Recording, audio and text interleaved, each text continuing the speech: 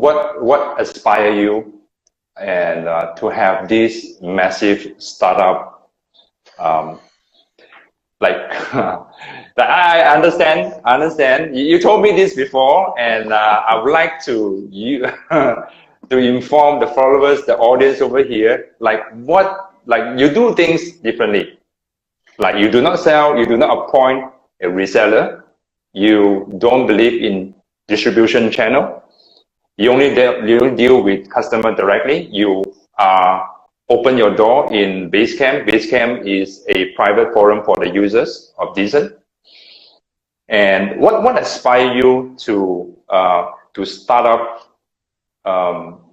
Like what gives you idea to start up a coffee machine company that is never had before? Like do not have private forum, you do not have things like that before. What inspired you to have such decision to make a startup? So, except for people like Elon Musk who have this vision of going to Mars, I think there's a huge misconception about entrepreneurs. Entrepreneurs generally have very short-term vision. And by that, I mean, it's just what's happening this week. And I think the only real difference about entrepreneurs and non-entrepreneurs is that when confronted with problems, we're just very stubborn and we just bang on them till they yield, or we find a way around them. And so it was never my goal to have 4 factories here now. That's crazy. And if you look at the videos, it's called Spilling the Beans, you'll see Bugs and I sitting in a small room waiting for IKEA to deliver furniture. And that's just 6 years ago, and it was like 1,000 square feet. And that was a super scary risk at the time. So that's the first thing. The next thing I'd say, and this is very weird, is so I'm 52, but I've sold 3 companies in my lifetime that I founded. So I was already well off enough that I didn't have to work. And so that was not my incentive. It wasn't like a 20-something who has to prove themselves to the world and wants to go huge, wants to scale, and wants to IPO or sell to Google or all that stuff. Instead, I had started a number of companies, and all of them, I would say, in retrospect, I'm a bit disappointed. I'm melancholy about where they ended up. Either they grew and then they did that, or they grew and then they had a moral conundrum and they didn't take the right side of it in retrospect. Okay. And so then I was doing something that was business, but that my heart was not in it. And so not needing the money, my motivation for Decent was to create something that would give me a really good life and that would make a major contribution in some field to a small number of people. I'm not interested in selling 20,000 of these a year. I'm much more interested in having a really close relationship with talented people. When the company that made me a bunch of money did email newsletters, and I was in the Bay Area on that, and the only people who ever wanted to meet me were venture capitalists and e-marketers, kind of scum of the earth, to be blunt. And while I didn't see myself as scum of the earth, I was certainly, my resume certainly looked like I should be. So I didn't really like the fact that that was the world I was in, that I was possibly helping with that. My software was sending out email newsletters for presidential election campaigns. Bill Clinton, George Bush both used my software. So did Jelly Beans. So did Britney Spears. So I'm helping marketing, but does that help the world? And it was really the tip of the iceberg into a surveillance society as people send that stuff out and then track how people behave. So I didn't want to do that anymore. I didn't want to take what I thought was my technical skills that are rapidly aging and plow that into something that just made money. Instead, I wanted something where I woke up excited and I gave a gift to people, and I got to hang around people who were not only interesting and smarter than me, but actually wanted to interact with me. Okay. So my own skill is being technical enough to talk to really bright people and have them respect me enough that they'll talk to me. So someone like Ray Heisman, who's the inventor, the actual inventor of the machine, is brilliant, but he doesn't know coffee. He doesn't want to know Scott Rayo. Nor does he want to talk about, he works at home in a basement. That's what he wants as a life. And I take care of what should the product be, all the marketing, all the sales, getting him a reasonable salary. And he's not the only one. There are other people as well, right? Someone like Scott Rayo would love to see this machine exist, but doesn't want to actually live in Hong Kong and make it happen.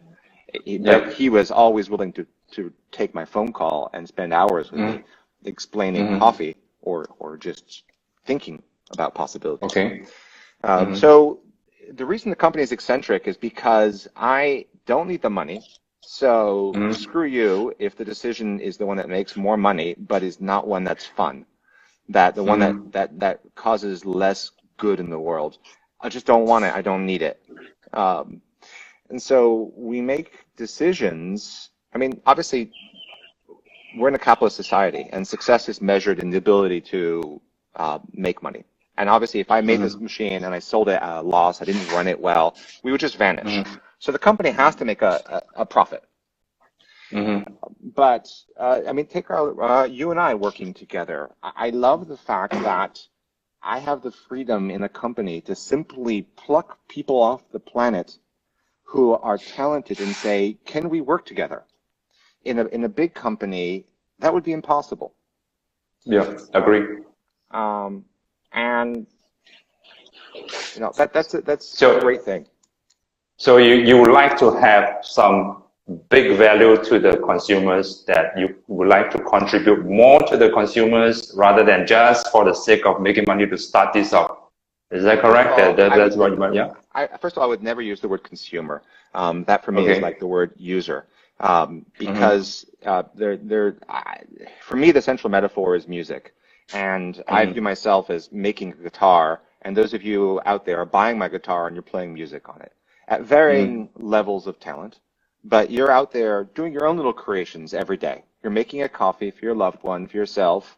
You're exploring this, and the music is of varying quality, but you are out there exploring. And then you're coming back to me and saying, this instrument is hard to play, or I would like to make different music with this. What can you change?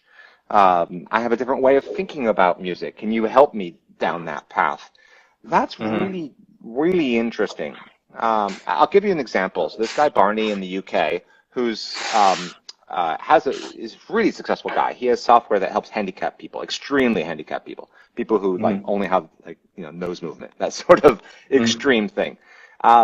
He bought my machine and looked at my app and said, I think about coffee differently. And one of the key things I did with my app was I knew that my vision was my vision and that the other visions would be equally valid. So I made it easy for people to do their own skin, but really it's a totally different interface to the machine. And Barney went off and did this thing called the metric skin, which is a completely different way of thinking about making espresso with the same hardware. And I love that. I love that when I use his skin, I'm not thinking about curves. I'm thinking about ratios. And my view of thinking is curve-oriented. His is ratio-oriented. Great. So he's someone fascinating who made something wonderful for free that other people now can use. It's his contribution. Not only does that make me excited about waking up in the day, it also makes me feel very proud. And I have a tiny little hope, that some other people will start companies and try and imitate what we've done. Yep. I think that a few months ago I sent you a YouTube link that a very similar espresso machine in terms of the user skin, but the hardware is a bit knockoff. Yeah. You're talking about the Spanish people? I forgot the name. Yeah, I think so. I believe so. Cafecino. Yes, yes, yes. So yeah, I think your machine, your product is a benchmark to a lot of people right now.